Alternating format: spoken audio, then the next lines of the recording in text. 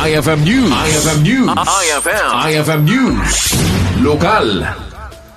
Agsagsagana ang Department of Environment and Natural Resources Office Ilocos Norte para iti umay a planting season. Según ni Mr. Victor Davalos, mangidadaolo ti Provincial Environment and Natural Resources Office, manamnama amang rugini ti panagmula kareto ya tiyempo ti panagtutudo.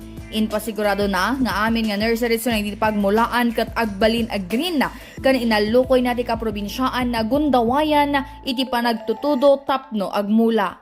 Okay, as we always do, yan naman ang major mandate ng DNR.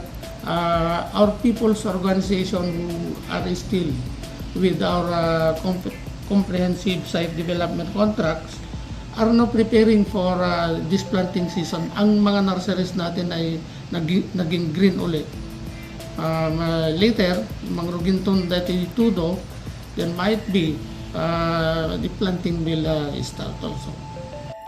Kabayatan na naruway nga aktibidad ti agur-uray para iti Green Wall Project Reforestation kanda dumapay.